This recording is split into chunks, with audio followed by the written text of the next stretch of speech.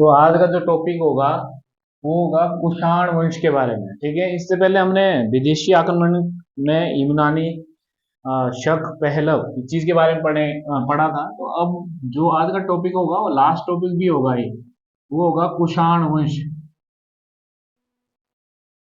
ठीक है, कुषाण वंश के बारे में आप पढ़ेंगे आज। ठीक है, कुषाण वंश ये एक चीन की एक जाति थी, उसी के बारे में पढ़ने वाले हैं और अंतिम समय में आई। ठीक है, इसमें आप इंपॉर्टेंट चीजें पता क्या करेंगे कि इसमें कनिष्क एक राजा याद रखेंगे आप। कनिष्क बहुत इंपॉर्टेंट है, ये बहुत एग्जाम में भी आता है, तो ये आपने थोड़ा ध्यान रखना है। इसमें जो आप सिल्क रोड सुना होगा, इस पर भी पूरा अधिकार था कुषाण वंश का। और इसमें आपकी जो बौद्ध धर्म की चतुसंगति हुई है वो भी इसी के समय में हुई है। हम इसमें डिस्कस करेंगे अब चीज के बारे में। तो कुछ जो राजा है उन चीज के बारे में हम पढ़ लेते हैं जो आपके लिए बहुत इंपॉर्टेंट होने वाला है। ठीक है, तो जैसे कि कुषाण कुषाण एक घुमक्कड़ जाति थी, ये आपने याद रखना है ये। ठीक है, और बोलते हैं कि पश्चिमी जो चीन है वहां और सेंट्रल एशिया वहां पर या वहां से आई थी, वहां के रहने वाली थी, मूल निवासी, तो वहां से ये आई है। ठीक है, तो ये चीज आपने आपने ये यूची, ये चीन की यूची जाति से, अगर आप कौन सी जाति से थी तो ये यूची जाति से थी। ठीक है, चीन की यूची जाति से। तो ये आपको कुषाण के बारे में बात कर रहा हूं। उसके बाद कुषाण वंश की जो स्थापना की है वो की है कुजुल कटफिसेस ने। ठीक है, जो इसका संस्थापक है, वास्तविक संस्थापक कोई और है। ठीक है, तो ये आपने पता होना चाहिए, संस्थापक पता होना चाहिए आपको। ठीक है, इसके बाद कुजुल कन्फ्यूशियस ने तांबे के सिक्के चलाए हैं, ये भी इंपॉर्टेंट चीज है, क्योंकि भारत में जो तांबे के सिक्के चलाए हैं वो कुषाणों ने ही चलाए हैं, याद रखना। वो कुषाणों ने ही चलाए हैं तांबे के सिक्के, तो ये आपको थोड़ा पता होना चाहिए। तो पता होना चाहिए किसने। ठीक है, तो ये आपको इंपॉर्टेंट चीज पता। उसके बाद जो भीम कटफिशिस है, जो इसके बाद राजा रहा, इसका पुत्र था, इसका क्या, कुजुल कटफिशिस का, वही क्या माना जाता है, वास्तविक संस्थापक माना जाता है। यानी कुजुल कटफिशिस वास्तविक संस्थापक नहीं है। तो ये आप आपने याद रखना है। इसने ही सोने के सिक्के, देखो तांबे के सिक्के तो चलाए ऑलरेडी है, पर इन्होंने सोने के सिक्के चलाए और सिक्कों पर माहेश्वर यानी कि ये शिव धर्म को मानने वाले लोग हैं, यानी कि शिव जी को मानने वाले लोग हैं। तो ये कुषाण वंश को भी आपको थोड़ा बहुत पता होना चाहिए। ठीक है, तो जैसे इसने ही सोने के सिक्के चलाए थे, तो भारत में प्रथम बार, याद रखना, भारत में लाए हैं किसी और ने, यूनानियों ने, और भारत में ऑफिशियल रूप से जो चलाए हैं वो चलाए हैं कुषाण। कुषाण ने किसने, भीम कटफिशिस ने। ठीक है, तो ये आपको इस चीज के बारे में पता होना चाहिए। अब जो जिसके बेस पे पूरा है ये वो है कनिष्क।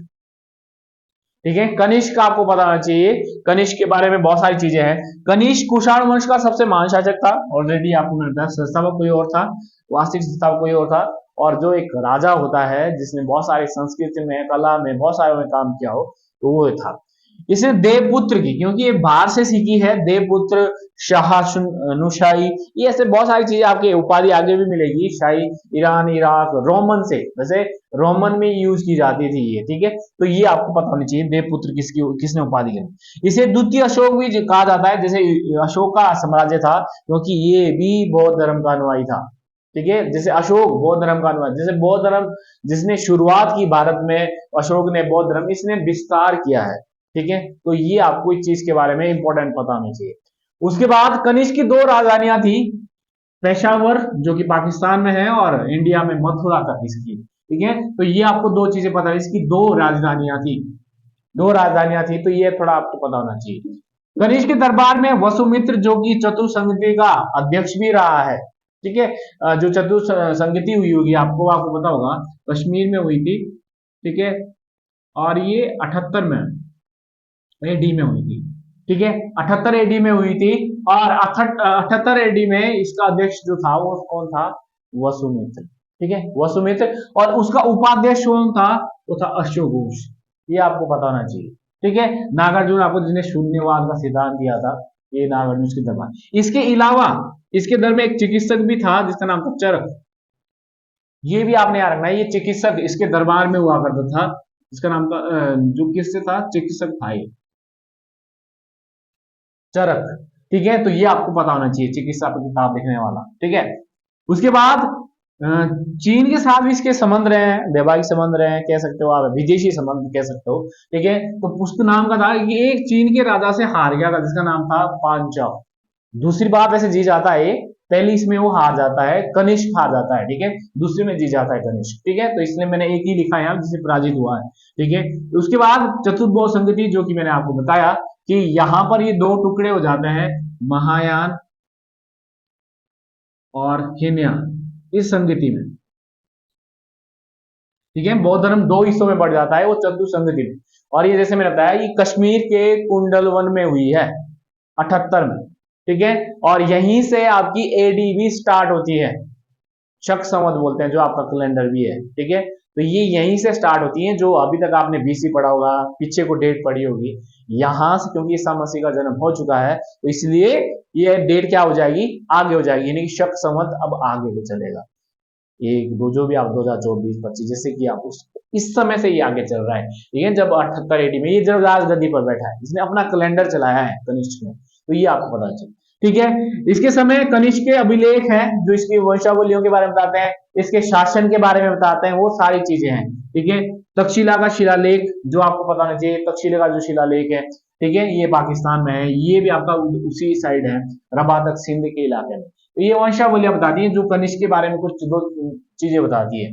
ठीक है, उसके बाद अगला जो राजा रहा उसका नाम था हुविष्क, जिसके ऊपर शिव का, स्कंद का, विष्णु का चित्रण है, मतलब ऐसी चित्रकारी की गई सिक्के। तो वो सारी चीजें इसके बारे में आपको बताना चाहिए।